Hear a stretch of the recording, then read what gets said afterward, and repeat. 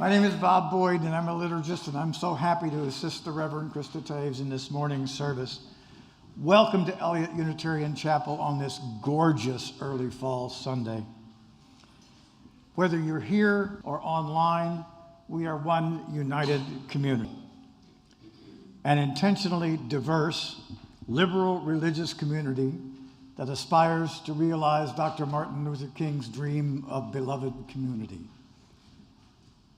We welcome you in the fullness of your age, your race, your ethnicity, your ways of being in body or mind, your gender expression, sexual orientation, or religious background.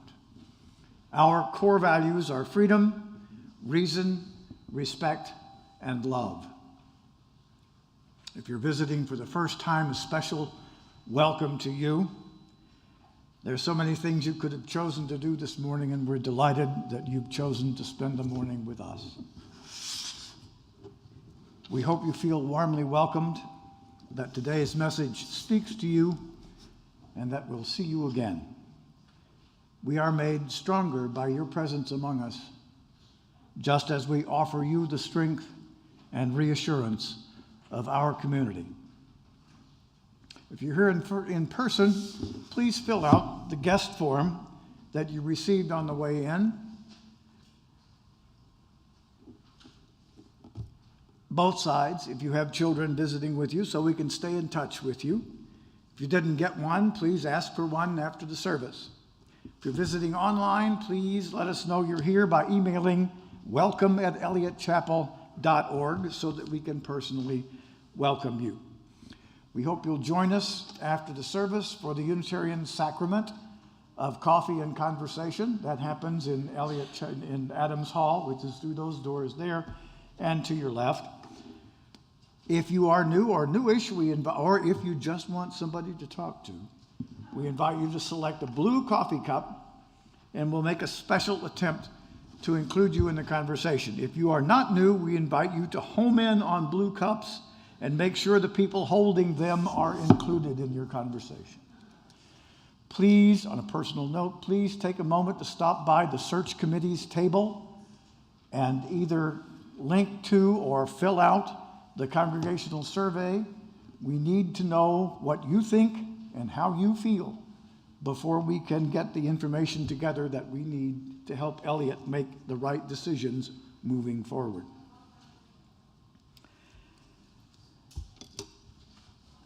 Our symbol is a flaming chalice, which we light at the beginning of worship to symbolize that we have entered sacred space. Today, we light this chalice to open our hearts and minds wide enough to receive the fullest blessings that surround us. Thank you, Annalise Eldoret, for lighting our chalice. Please join me as you are willing and able in reading the congregational covenant that we have made with each other. As a free congregation, we promise to one another our mutual love and community. We promise to be kind to each other, and we have to be, to listen fully to each other, to speak responsibly, to find ways to improve our church for all members and friends. Please rise as you do for our opening hymn.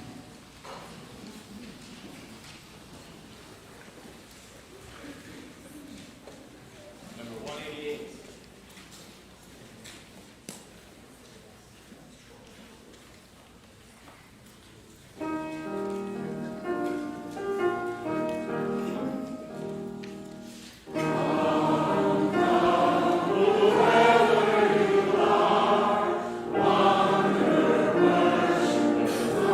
you.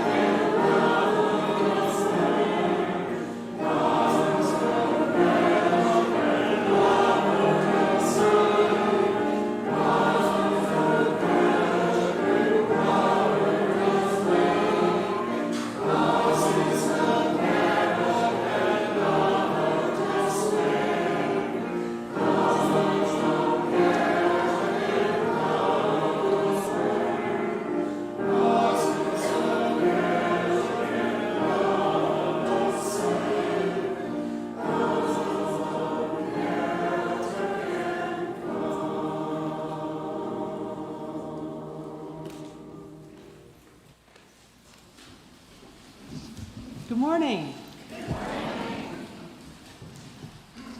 I'm going to do something today that hasn't been done in a long time here at Eliot, and that is invite the children and the youth to come forward as you are willing and able. Come on up.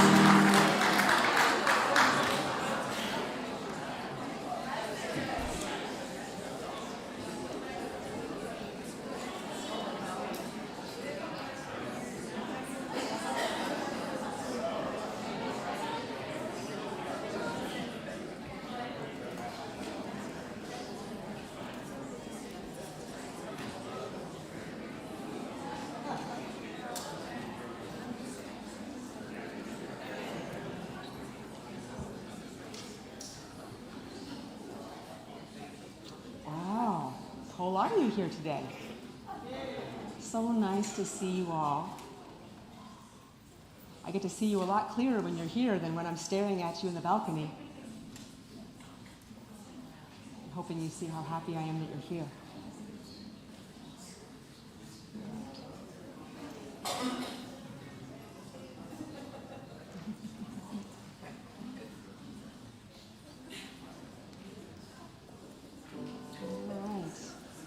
So today's story is called The Big Umbrella, and there are parts if you are willing and able to be part of our story today.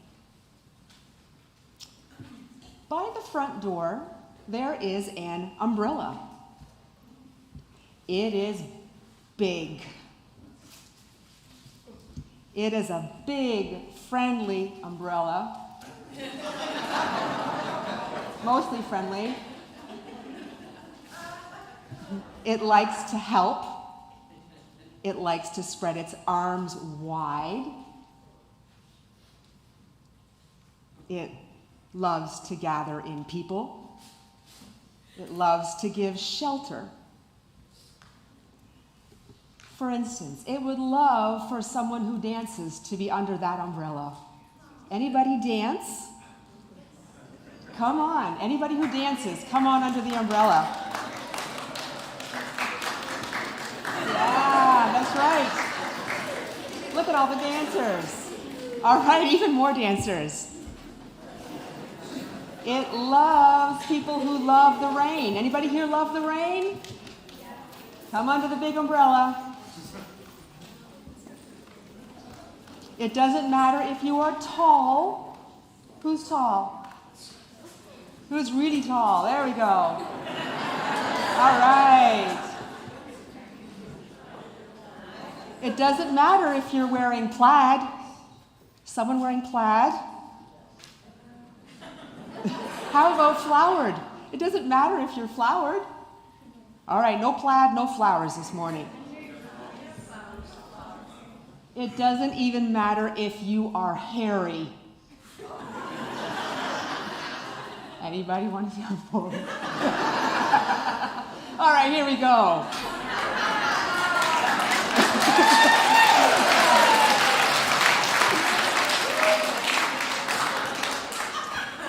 It doesn't even matter how many legs you have. Anybody wish they had 4 legs?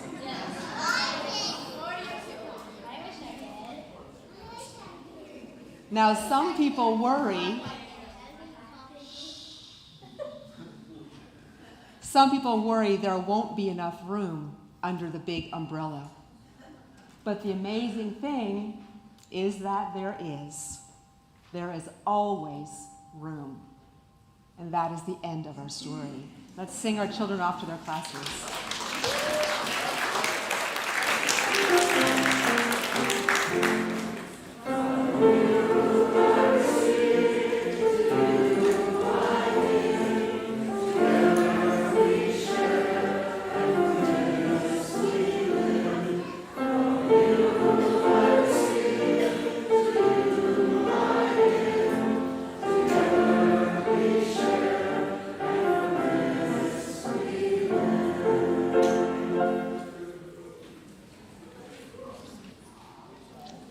Wasn't that great? Seeing all our kids up front again. It's been like 3 years. And it's so loud I have to wait for them to go before we start our prayer today. It's a good loudness, though. All right, so please join with me in the spirit of prayer and meditation as you are willing and able in this prayer written by Reverend Marta Valentin. If you wish, center yourself, sit in a way that is most comfortable for you, feet flat on the ground or whatever place is most comfortable for you. And if you're willing and able, let's start with 3 deep breaths.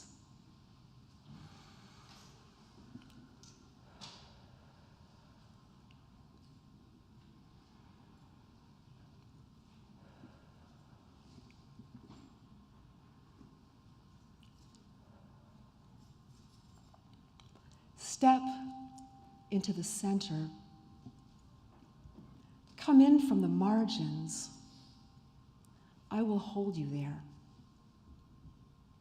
Don't look back or around. Feel my arms. The water is rising. I will hold you as you tremble. I will warm you. Don't look out or away. Life is in here, between you and me.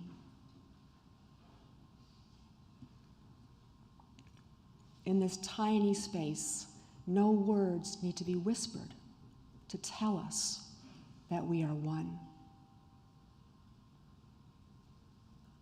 Let us enter into a time of silent prayer and meditation.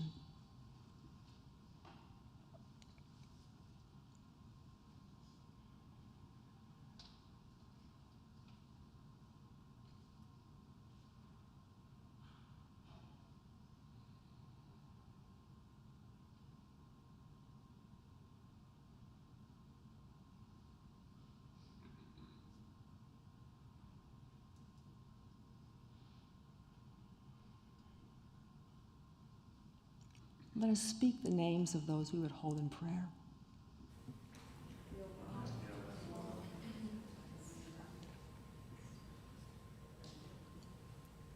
You and I, we make the circle if we choose to. Come, step in. You. Amen and blessed be. Let us stay seated for our next hymn. Our meditative hymn is 211. It's an African-American spiritual. We are climbing Jacob's ladder.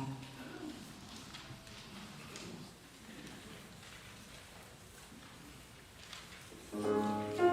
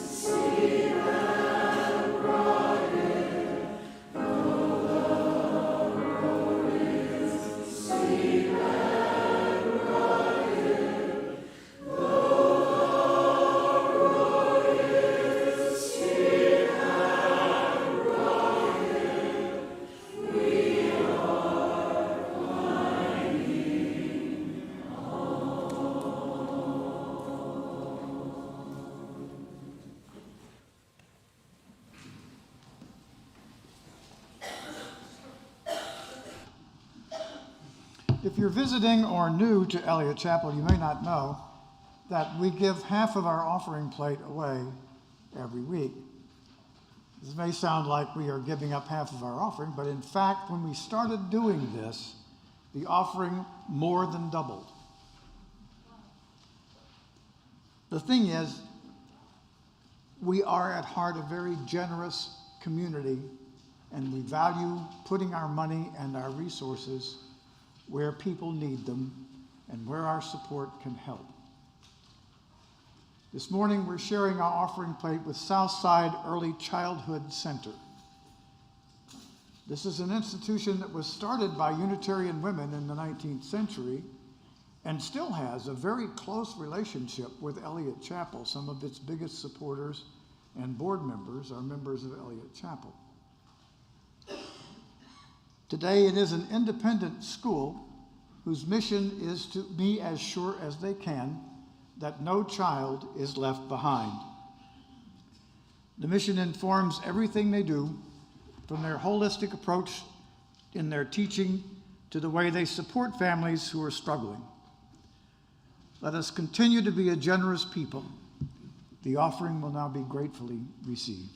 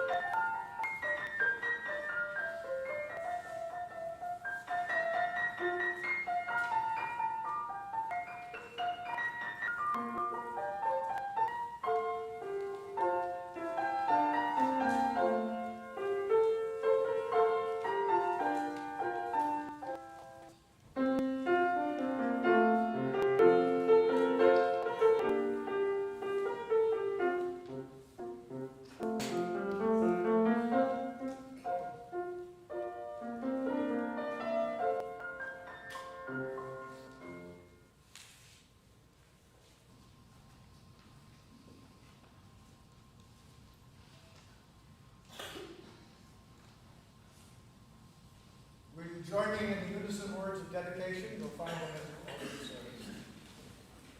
The work of the church is to please the capacity of love and compassion, dedicate our lives, and these are our offerings.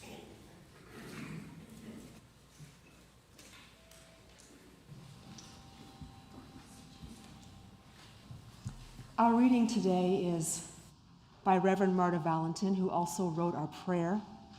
She is a Unitarian Universalist minister. She is bilingual and bicultural with a Puerto Rican heritage. After serving several congregations, she currently serves as the Professional Development Director in the Ministry and Faith Development Staff Group with the Unitarian Universalist Association. Make no mistake about it, to a certain degree, in certain circles, as well as on sunny days, I am not a free woman in these ununited states.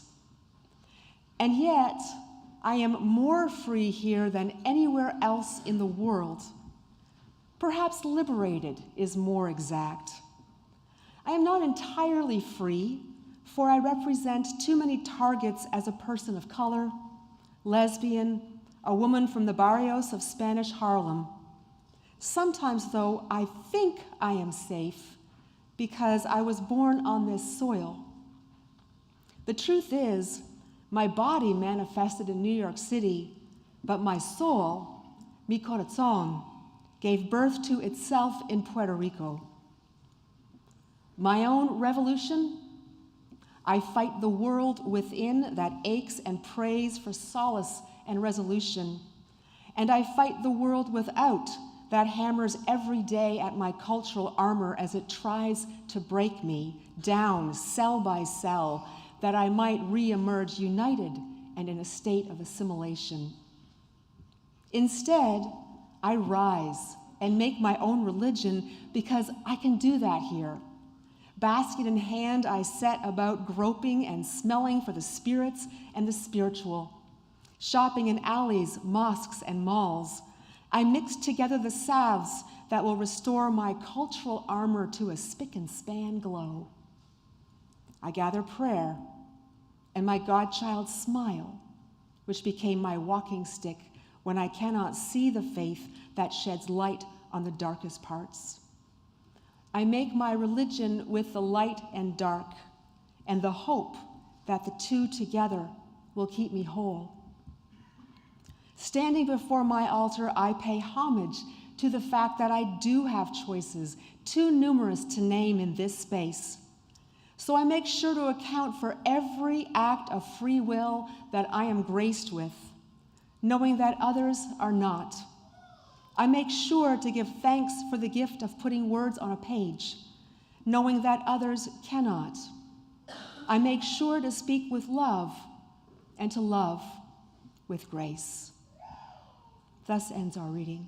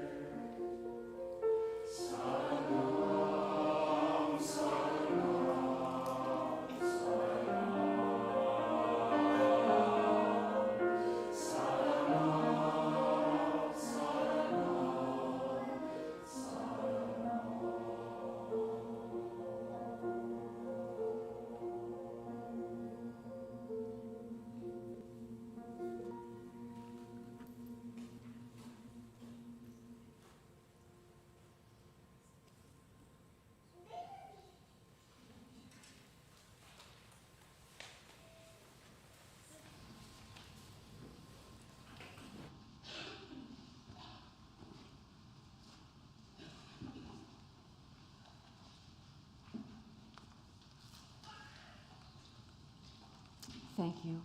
That was beautiful. Last week, we based our service on a children's story about how Canadian geese fly in that V formation that we know so well. First, they share the lead, with one bird taking the most difficult position in front of the V and the others flying on the drafts created by the ones before them. When the lead goose tires, someone else takes their turn at the front.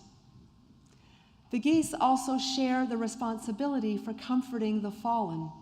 When a bird gets sick or injured or tired, some of the geese stay behind with that one until it is ready to rejoin the flock. No one is left behind. Finally, the birds at the back of the V, their job is to honk from behind, to encourage the ones in the front, and to make sure that they all stay on course. And this is how geese are able to migrate for thousands of miles. We explored these different roles as they might look in our lives. We talked about how for Unitarian Universalists, the center of our faith is right relationship, when we layer the spaces between us with our core values of love, interdependence, justice, pluralism, equity, transformation, and generosity. This is how the holy happens for us.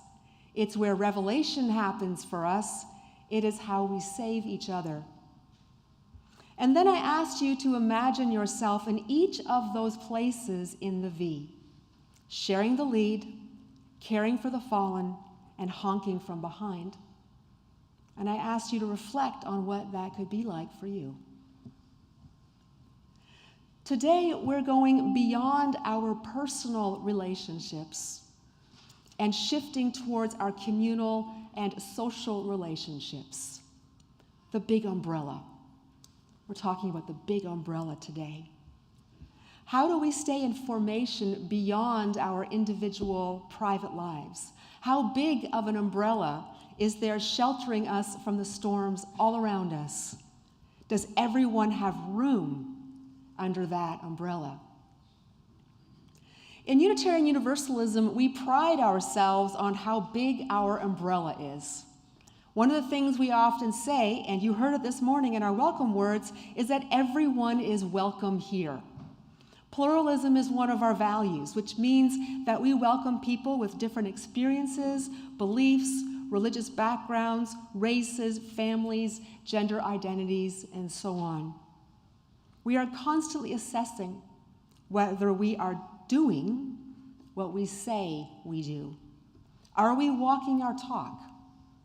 In fact, I often get this question from guests. Some of our guests, you have watched our services online, sometimes for years before you think about coming here in person. And when you reach out about coming, a question I hear often is, are you really the people I see online? Are you all the things you say you are? It's a great question.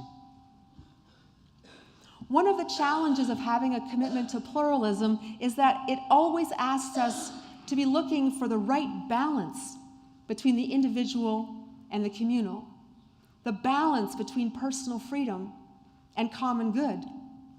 Throughout our history, we have balanced them in different ways.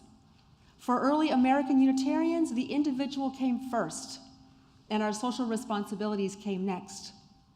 For early American Universalists, our social responsibilities came first. And then when we merged in 1961 into Unitarian Universalism, there were some worries that each religion was going to have to accept the balance of the other one. And sometimes it got pretty rough. But over the years, as this newly created faith gained an identity of its own, we are simply Unitarian Universalist. And for the last 40 years, we have used 7 principles and 6 sources as our guide. If you are new, they're in the front of the gray hymnal, and they're easily found in a Google search. Our first principle, the one at the top, is that we covenant to affirm the inherent worth and dignity of all people. That's the personal. Then our last principle is that we covenant to affirm and promote the interdependent web of all existence of which we are a part. And that's the social. That's the communal. All the other principles in between the first and the seventh are a manifestation of the relationship between those two.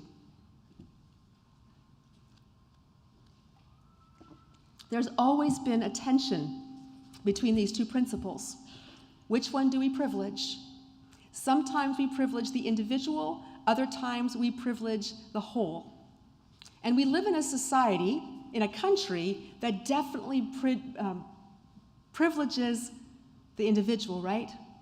We are the most individualistic country in the world, and sometimes that is fabulous, and sometimes it gets us in a heap of trouble. So not surprisingly, one of our challenges is how do we live fully the seventh principle when we are always tempted and pushed to flip only to the first?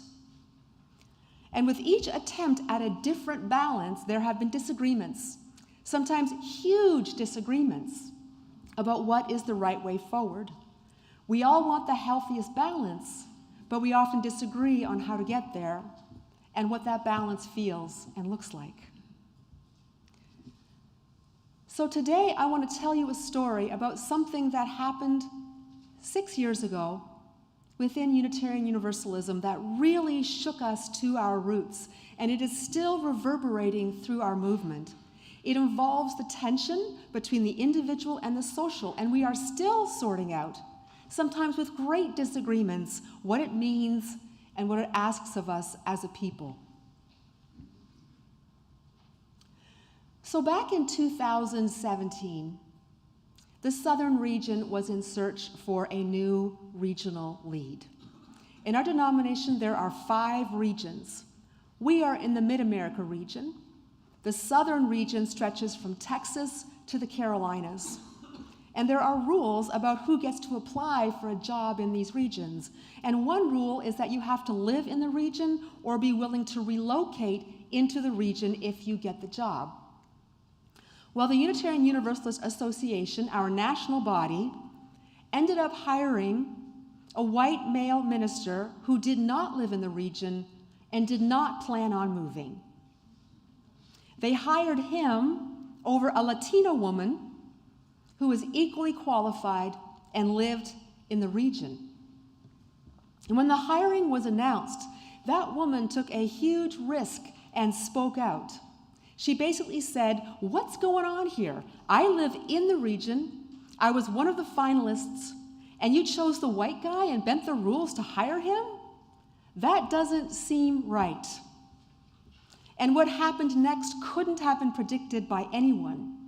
Within minutes, she was being trolled, accused of playing the race card, and told that she was simply a sore loser and shouldn't be so histrionic. The leadership of the UUA was mum. Silence. Crickets.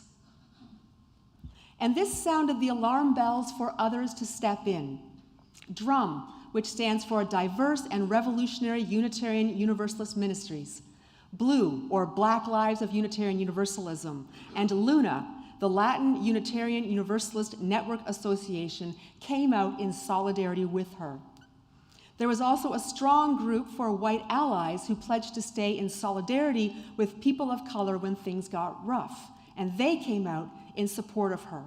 And all of them demanded answers because it looked like the rules had been bent. No one accused those in charge of intentionally hiring a white man over a brown woman.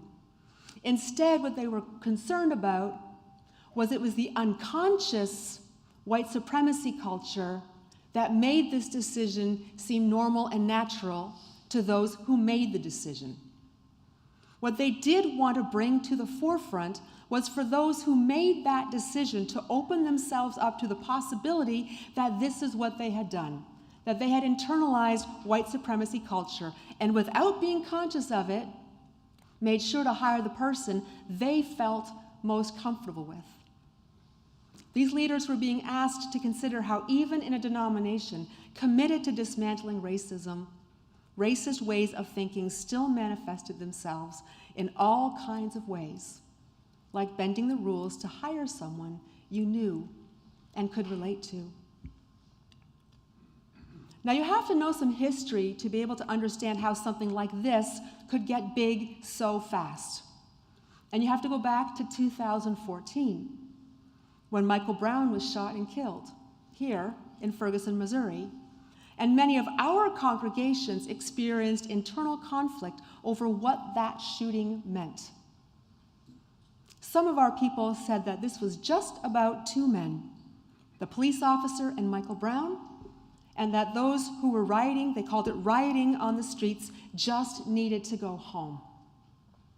But others said it revealed a much bigger problem, the systemic racism that Black people faced every day in our city.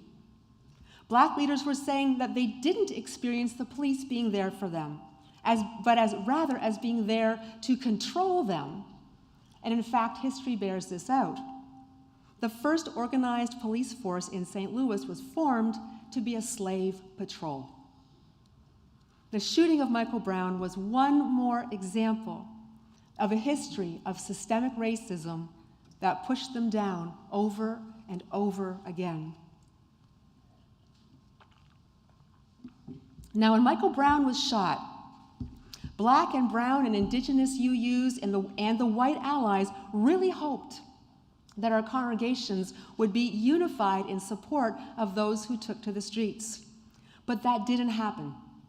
Our churches divided about what it all meant and what it called us to do. So there are Unitarian Universalists here in St. Louis who joined the protests, who faced the batons and the tear gas, who spent nights in jail. And there are UUs who thought it was an overreaction.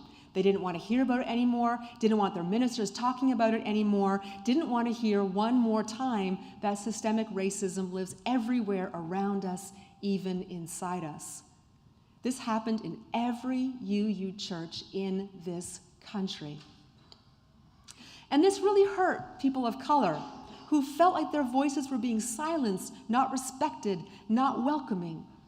Was there a place for them in the Unitarian Universalist umbrella? Were they always going to have to shine their armor to be able to come into our congregations and feel like they could be safe? And some decided that they didn't have a place in our faith and they left. There was quite an exodus. Others decided to stay and keep pushing for change. They loved Unitarian Universalism too much to give up. And this is when Black Lives of UU was formed. And for some, it has become their church. And this is the context that set the stage for the hiring controversy. In earlier years, the words of a Latina woman could have been much more easily dismissed. But by 2017, there had been so much community building among people of color and indigenous people and white allies that we had the ability to create and sustain a momentum. Let's listen again to the words of Reverend Marta I. Valentin, a bicultural Unitarian Universalist minister with Puerto Rican heritage. I fight the world within that aches and prays for resolution.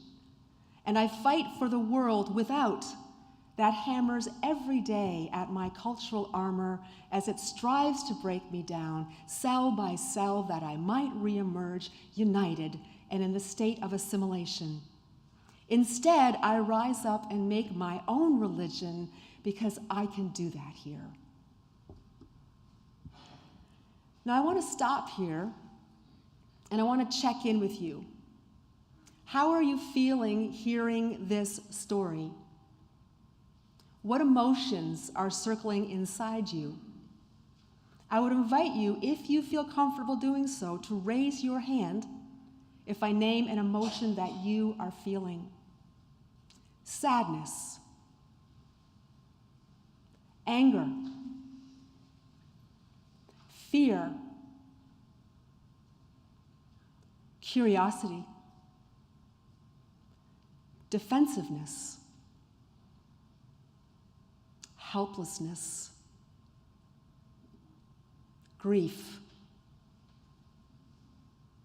confusion, and guilt.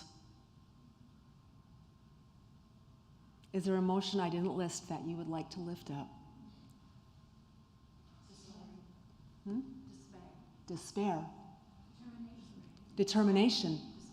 Dismay. If this is your first time being here, what a Sunday for you to be here. What are you feeling? Perhaps you're wondering if this can be a safe place for you and your family. Well, I'm going to be completely honest with you. There is nowhere in this world that is completely safe. There are only places that are safer than others.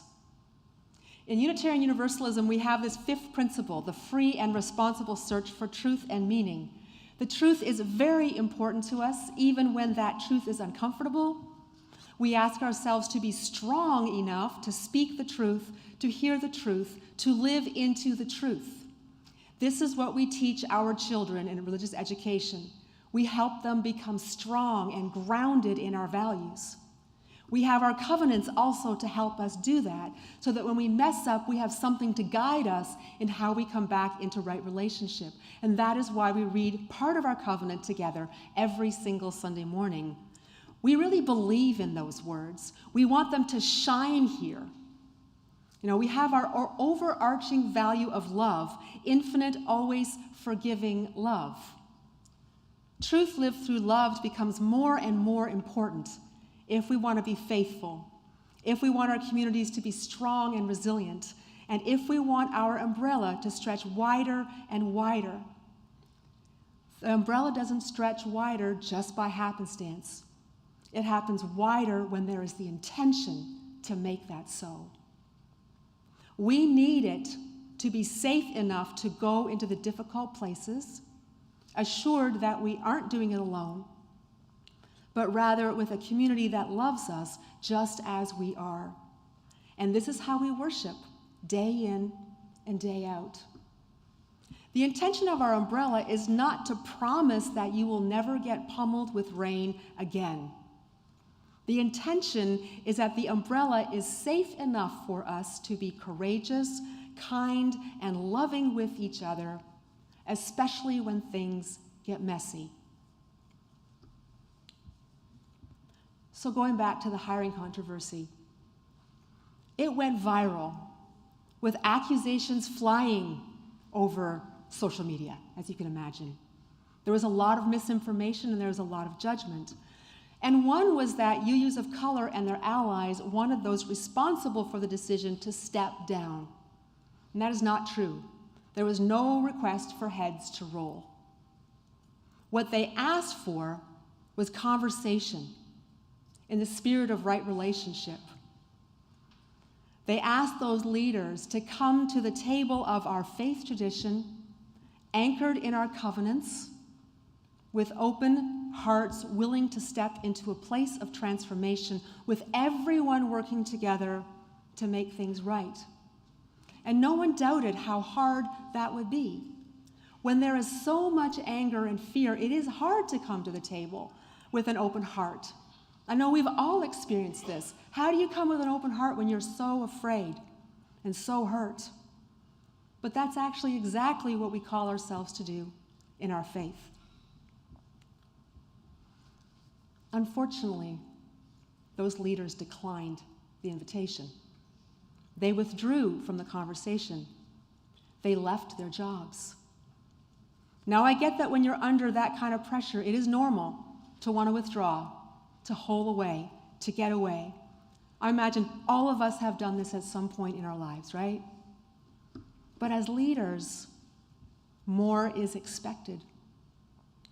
Instead, they resigned and withdrew. And it would have been easy to feel self-righteous and to gloat at their resignations, but what I felt was sadness and despair that they hadn't chosen to stay present, to listen to their people, and to consider what they could have done differently. So what happened after all those resignations? Well, that was also the year of the presidential election in our denomination, and Reverend Susan Frederick Gray who grew up in this chapel, was elected as president, and this landed on her lap. It was quite a way to the start of presidency. She promised to work with leaders of color and to look at how the UUA did its work and to make real systemic change. In other words, there was a racism audit that happened. And under her stewardship, there are now more Black leaders in the Unitarian Universalist Association than ever before. There are more white allies than ever before. Leaders of color and indigenous leaders have a stronger voice in our movement than ever before. We are in the process of considering a rewrite of our principles and sources that integrates the experiences of people of color and indigenous people so that they truly reflect our pluralist values. We will be voting on it in June. And then, just this summer, Susan stepped aside. It was the end of her term to make room for a new leader. And this summer, delegates to our annual General Assembly elected the first queer woman of color as our president. Her name is Reverend Sophia Betancourt, and she is a theologian. And I'm so excited about what she is bringing to our movement. But the question remains, what will this mean for us? Well, that's really up to you. This is your church, your community, your people. And as your minister, I'm here to help you reach the goals you set for yourselves. If you want to understand the revision of our principles and sources better, there's a class starting this week, hosted by Reverend Kim Mason at the First Unitarian Church of St. Louis. It is open to all St. Louis UUs, and you can attend virtually or in person. That's a place to start. Then there's the search committee that is working on your behalf to select your next lead minister. And they will offer many opportunities to speak with them about what you would like to see here. And if you want this congregation to commit to a renewed focus on equity and transformation, say so. Push yourself on the record and be willing to do your part to make it happen. And if you experience a racial microaggression in this church, and I cannot promise that you won't, let us know. You can contact me or any board member, and it will be responded to. It won't be pushed under the rug. Our umbrella is big, and of course it should always be getting bigger, and that is up to us.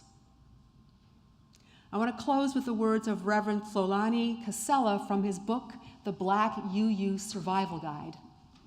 And yes, it's a good book. I recommend we all read this book. I consider Unitarian Universalism as one of the divine's love and transformation ages in the world. I love being with UUs, but I know that UUs are not perfect. I am a work in progress. You are too. We are all waiting on that part of ourselves to catch up with a higher consciousness. Being UU helps you grow up in spirit and master challenges. It has something in common with other faith groups and spiritualities. It doesn't protect you from the world's problems. There is no safety from life's suffering. Unitarian Universalist spiritual practice leans into areas of pain and suffering, and that is a great strength. May it be so for us and for those who come after us. Thank you. I invite you now to rise for our closing hymn, number 318, We Would Be One.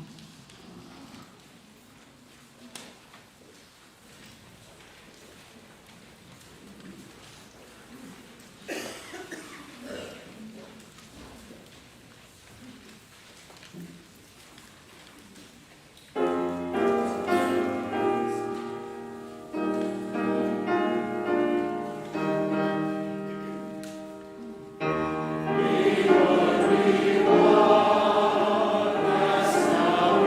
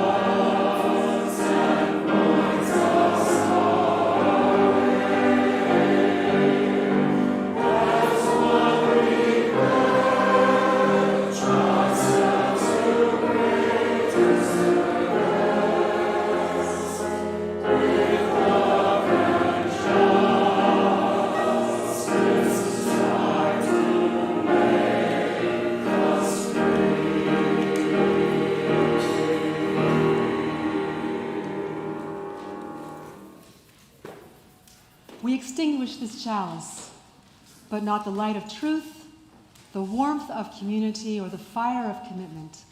These we carry in our hearts until we are together again. Let us be seated for one final gift of music.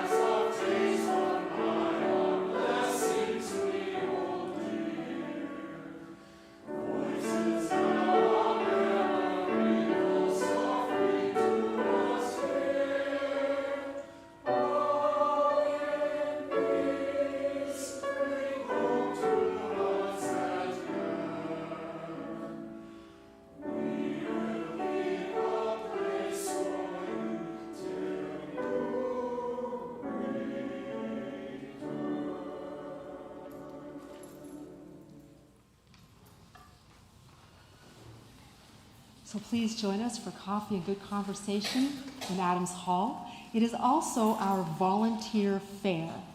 So remember how I said that this congregation belongs to its members? Now's the time to show it.